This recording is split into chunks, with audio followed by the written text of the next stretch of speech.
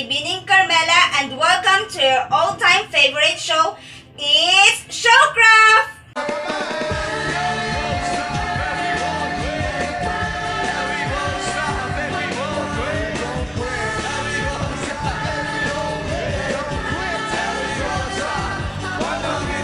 It's Showcraft! At ngayon, kilalanin natin ang ating bagong bisita. Siya ay kilala sa buong Pilipinas sa larangan ng sining. Let us all welcome Miss Kyla Marie Espina. Thank you, Binibining Carmela, for giving me this opportunity to be your guest for today. Finally, it's so nice to be here. It's our pleasure, Miss Kyla. Batiin mo naman yung mga netizens natin ngayon. Hello mga netizens all over the world. It's my great pleasure to be with you all today, and please keep on watching as I will share some of the new ideas for today's showcraft na siguradong papatok sa kabataan natin ngayon. So speaking of millennials or kabataan, what ideas are you going to share for us today? Okay, that's a nice question. So since our kabataan today are fond of surprises, this idea that I will share to you today will give you a new concept for the present and surprises. Wow, that seems so nice. Ano po bang tawag sa gagawin natin ngayon? So ang gagawin natin ngayon ay tinatawag na explosion box. Oh, explosion box. Sumasabog po ba yan? Just kidding. Ha, hindi po. Tinatawag po itong explosion box kasi it is a box, and when you open the box, it seems to create a creative explosion of surprises. Wow! We are so excited sa gagawin natin ngayon. Anyways, ano po bang mga materials ang kakailanganin natin ngayon? So, ang mga materials na kakailanganin natin sa paggawa ng explosion box ay cardboard, strips of cartolina, pencil, ruler, double-sided tape, pictures, cutter, scissor, glue, ribbon, at saka glitters. So, ang glitters po pala ay hindi po siya necessary. Pandagdag lang po siya ng design sa ating explosion box. At ngayon, ilalabas ko rin ang aking mga gagamitin. Wow! Lagi po pala tayong handa, Binibini Carmela. Yes naman po, dahil sasabayan ko kayo sa paggawa ng explosion box. Okay, tama po yan. So ngayon, sisimulan na natin ang paggawa ng explosion box. So first, kukuha po tayo ng isang strip ng cartolina, ruler, at saka pencil. So each strip ng cartolina ay may haba na 35 cm at 8 cm ang kapal. So gamit ang ruler at saka pencil, mamarkahan natin ng 1 inch ang bawat dulo ng cartolina. So ngayon, gagawa tayo ng 4 na linya sa gitna ng cartolina upang makabuo tayo ng 5 boxes.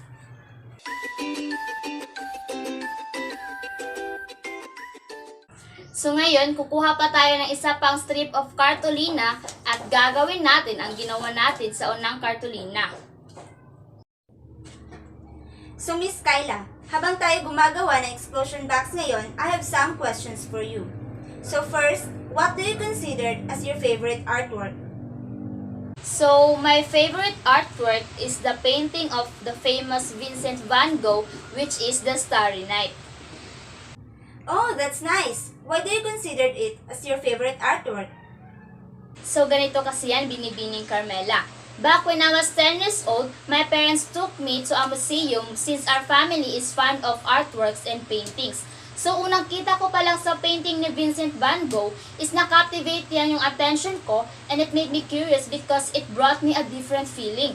So as we all know, the painting of Vincent van Gogh, which is The Starry Night, is known for its negative aura that it brings to the viewers of the painting. So despite of the negative aura in the painting, it has a hidden inspirational message which is represented by the brighter colors in the painting that symbolizes hope in the midst of darkness. Wow! Alright. So what is the next thing that we are going to do? So the next thing that we are going to do is tutupiin natin ang kartolina sa linya na ginuhit natin kanina.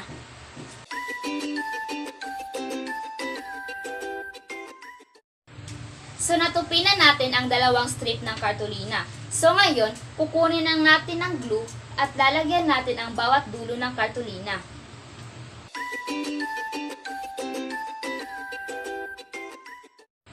So ngayon, tutupiin natin ang kartolina sa gitna at magli-leave tayo ng isang espasyo sa gitna. Pagkatapos, ipapatong natin ang isang strip ng kartolina sa isa pa para dumikit silang dalawa. Ngayon, babaliktarin naman natin ang ating strip ng kartolina at ididikit natin sa bandang likod.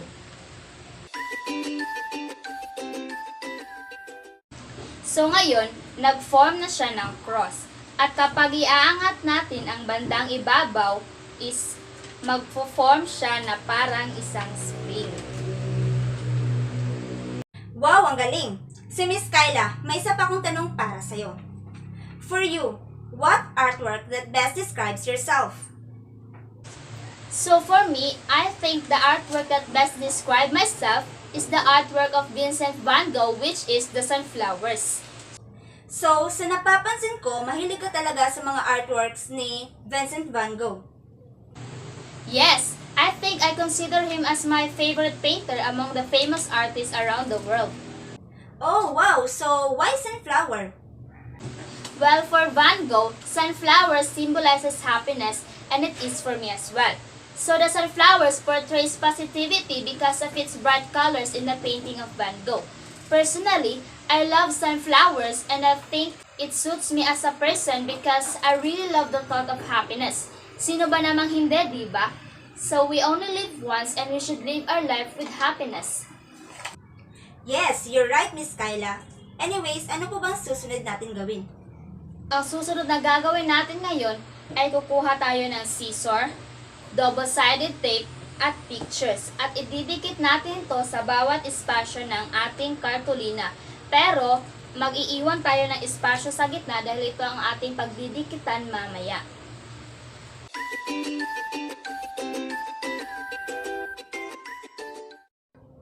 So, while we are doing this, I have another question for you. So, what is your own philosophy in arts education?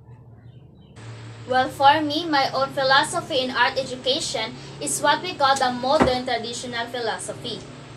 Oh, that seems interesting.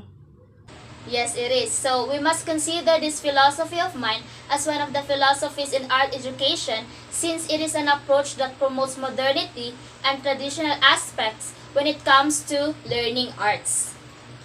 Yes, I think that's a good philosophy since it does not just utilize modern arts, but it retains as well the concepts of traditional arts. Yes, tama ka dyan, Binibining Carmela. So ngayon, natapos na nating ipagdikit ang mga pictures dito sa kartolina. So kanina, meron na tayong inihandang kartolina with pictures. Ngayon, meron na tayong 5 in all. So ngayon, kukunin ulit natin ng glue at lalagyan natin ang gitnang espasyo ng kartolina at ipagdidikit natin itong 5.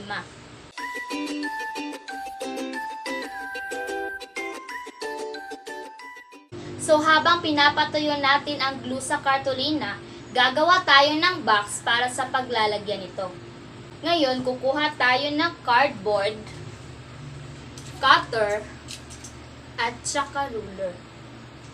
Para sa bottom part ng box, ito ay may sukat na 25 cm each side.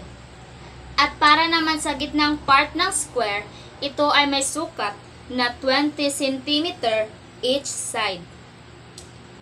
Ngayon, ikakat natin ang outer part ng square gamit ang cutter at saka ruler.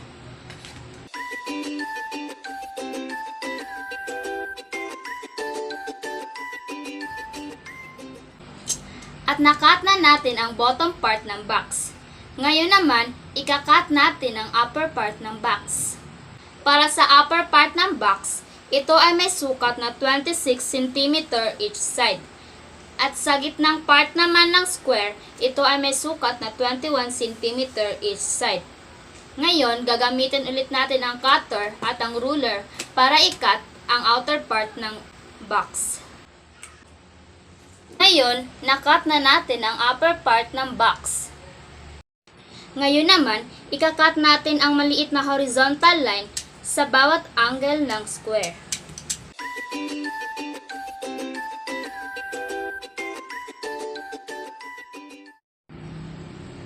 Ngayong na-cut na natin ang bawat angle ng square, ifo-fold natin ang linyang ito. Ngayong na-fold na natin ang bawat side ng square, kukuha tayo ng double-sided tape at gunting at ididikit natin ito.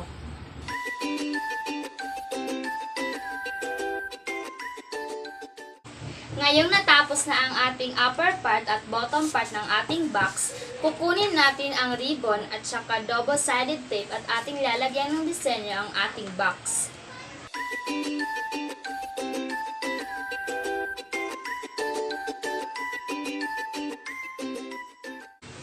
Ngayong tapos na natin lagyan ng ribbon ang bawat side ng ating box, lalagyan naman natin ng isang coat ang ibabaw ng ating box.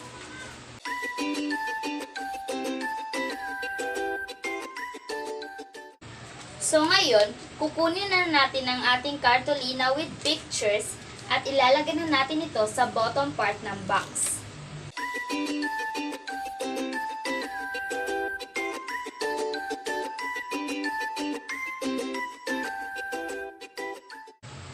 Ngayon, tapos na po ang ating explosion box. Gusto niyo ba makakita ng sorpresa?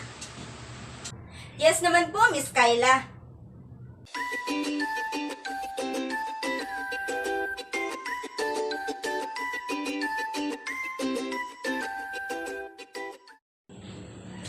Okay, so before this show will end, I have one last question for you, Miss Kyla.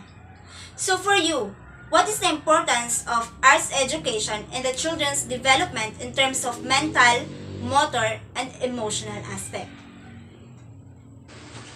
Okay, so that's a nice question. So as an artist, I believe that art education plays a significant role in every child's learning. It is because it affects three aspects in them, which are the cognitive, the motor, and the emotional aspect. So when it comes to the cognitive aspect, art education allows students to generate more ideas and concepts that could contribute in developing their creativity and productivity. Second, when it comes to the motor aspect, art education develops and improves students' skills and attributes towards producing creative and aesthetic artworks. Third, in their emotional aspect, art education gives opportunities to promote self-expression among students as it allows to express their personality and ideas through creative artworks. Wow! Thank you for your well-informative ideas, Miss Kyla. Okay, once again, thank you for visiting us here, Miss Kyla, and thank you for sharing your new ideas to us. And we've learned a lot from it. It's my great pleasure to be here today and nagpapasalamat ako sa ating mga netizens na patuloy na nanonood ng ating show na to.